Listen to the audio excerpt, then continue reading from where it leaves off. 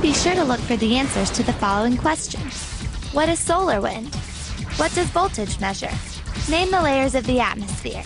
Describe a convection cell on the sun. When you see this icon, the answer is near.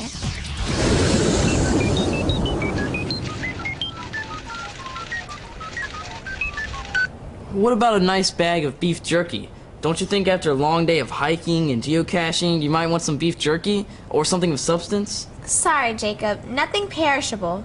We need to put things into our cache that are fun and interesting as treasure, not a meal. Well, I'm running out of ideas. What do you have so far? I had lots of food items. Signal flares. Might be hazardous in the forest. Cash or a gift certificate? Why don't we just put travel bugs in our caches? Hi, RJ. What are travel bugs? They sure don't sound like treasure. My dad got me this one on the internet. It doesn't look like a bug. It's not a real bug. Each travel bug has its own unique tracking number. So when someone finds our cache, they take out the travel bug and place it into a different location. Then they look up on the internet the travel bug tracking number, then type in the new location of the cache that they place it in. So your travel bug could travel to geocaches all around town? Actually, it can travel the world. How would that work? Let's say we place a travel bug in our cache, and then someone from New York is geocaching in our area. They take the bug back to New York and place it in a cache in their city. Someone from London visits New York to geocache, and then they take it with them back to London. What a cool idea. We have to get some travel bugs. We have one, but we can get some more. Our travel bugs could see the world. How cool is that? Wait a minute, we're getting ahead of ourselves. I know working on our caches is part of the assignment, but we still haven't solved our problem. I was reading Tony's report on electricity, and he said we need to learn more about magnetism. I think Ula and Nina are meeting with Dr. D again. Hopefully we should get their report soon. For great ideas on creating reports, visit the Treehouse in the NASA Sci-Files website. I'm really looking forward to the Northern Lights Festival tonight and hopefully seeing some auroras with the Kids Club members. Ondeness is the perfect spot for viewing auroras because it is located directly under the Aurora Oval. Of course, Nina and Ula are also investigating magnetism for the Treehouse detectives. This is a good place to start. We know that magnets have a north pole and a south pole. And the two north poles repel and the north and the south pole attract each other. Very good. Let's demonstrate that by having you push like poles of these two magnets together.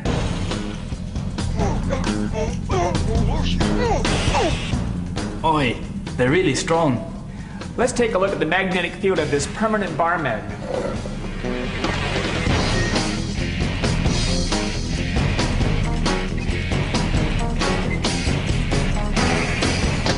That's impressive. Notice how the south pole, or white part of this compass needle, points to the north pole of the bar magnet. So if a compass always points toward the Earth's north pole, that must mean that the Earth is a big magnet with a magnetic pole up north. You're right. The Earth's magnetic field looks very similar to the field of this bar magnet. I heard that the Chinese used the lodestone to produce their first compass. Historians think so. Here is a piece of lodestone, a naturally magnetic rock. If I float it on this foam, it will point north. Doesn't magnetism have something to do with electricity? Yes, it does. Magnetic fields are produced by moving charges. Let's make an electromagnet by having an electric current flow through this wire which is wrapped around an iron bar. This field looks just like the bar magnet. Except when I turn off the current of an electromagnet, the magnetic field disappears. So is the Earth like a giant electromagnet or like a permanent magnet? Well, the Earth has an outer core made of molten iron that is constantly in motion. A process called the dynamo effect creates huge currents of electricity in the iron, which produces a giant electromagnet.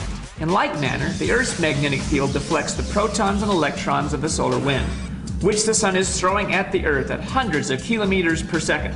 Ah, I get it. Didn't a Norwegian scientist named Christian Birkeland investigate the solar winds and auroras? That's right. He used a magnetized sphere called a torella to represent the Earth, and he fired an electron beam at it to simulate the solar wind. What did he discover? He found that the electron beam did cause the gases in the chamber to glow like an aurora, and the magnetic field guided the electrons like beads in a string to the poles of the torella. And we know that auroras occur on Earth near its poles. Very good. Here is an example of how high-energy electrons can cause a gas to glow. This is the tube of helium gas hooked up to a high-voltage power supply. The tube is glowing pink. Each gas gives off its own special color. Here is neon gas, which looks orange. It's like the lights I've seen at restaurants. That's right. Auroras produce greens, blues, and reds when electrons collide with oxygen and nitrogen atoms hundreds of kilometers above the Earth's surface. Auroras certainly don't look that high. Dr. D, wasn't there a problem with Big Guns theory? Yes, he had the misconception that it was electrons coming directly from the sun that caused the aurora. Well, where do they come from? They do come in part from the sun. The solar wind compresses the magnetic field on the day side of the Earth and stretches it into a long tail called the magnetotail on the night side. Electrons from the solar wind flow around the day side and into the magnetosphere at the tail.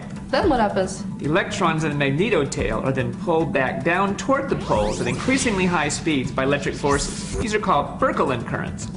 And when they collide with the gases in the atmosphere near the poles, we have an aurora. Exactly. But to really understand auroras, you must first learn more about activity on the sun, like sunspots and flares. Thanks, Dr. D.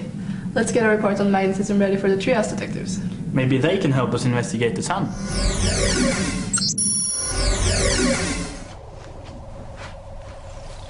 Okay, let's fire up the computer. I'm ready to talk magnetism with our friends at the Andenes Barna School in Norway. It's not every day we have a transatlantic experiment. I would love to visit Norway and see the culture close up. Well, how about the next best thing? We're ready to talk to the NASA Sci-Files Kids Club members in Andenes. Perfect. They should be ready just about now. Hi, I'm Jacob, here with Bianca. We understand you're doing an experiment on magnetism. Hi, I'm Ingvild. And I'm Alexander. Hi. Dr. D told us that you're working on an electromagnet experiment. Can you tell us about it? Sure. Our electromagnet is a wire wrapped around an iron nail attached to a battery. We wanted to find out how the strength of the electromagnet changes when we increase the voltage. And we increase the voltage by using more batteries. We learned in science class that a battery is like an electrical pump that pushes electrons through a circuit. The voltage measures the push. And the flow of electrons through the wire is called a current. We learned that too. We also learned that as the voltage is increased, the current in the wire will increase. So we hypothesized that if we increase the voltage and get more current, then the strength of the electromagnet will also increase. Sounds like excellent reasoning. We began by wrapping wire around the nail 300 times. Next we place a 1.5 volt battery in the battery pack. We then connected one end of the wire to the positive battery terminal. And to complete the circuit, we connected the other end to the negative terminal. You won't get any current or flow of electrons unless you have a complete circuit. That's right. And the current in the wire then causes the nail to become a magnet. To test the strength of the magnet, we placed it in a cup of paper clips. I would think that the stronger the magnet, the more paper clips it would pick up. We agree. On our first trial, we picked up 6 paper clips. We know in an experiment it is important to do multiple trials and then find the average. What was your average? The class average was 8 paper clips with 1.5 volt battery. To continue to test our hypothesis, we added another 1.5 volt battery, increasing the voltage to 3 volts. The average was 14 paper clips with 2 batteries. Wow, you doubled the voltage and almost doubled the number of paper clips. We continue by adding a third battery. With 4.5 volts, we averaged 21 paper clips. And 4 batteries, or 6 volts, picked up an average of 30 paper clips. Congratulations! It looks like you proved your hypothesis. That's right. We graphed the results as well. A graph clearly shows that the strength of the magnet increases as the voltage increases. Our teacher, Ole, also told us that the Earth's magnetic field is very similar to our electromagnet, except the current in the Earth is billion of times the current in our circuit. That's incredible. I was wondering, does the number of times you wrap the wire around the nail make a difference? We think so, but that is what we're gonna test next. Great. Be sure to send us your results. We will. Goodbye. From Andenes Barneskole, Norway. I can't believe all the cool experiments we've seen. Anthony and Dr. Bagenal, Dr. D and the Kids Club members, and now the Kids Club in Norway. Clearly there's a connection between electricity and magnetism, but I'm not sure how.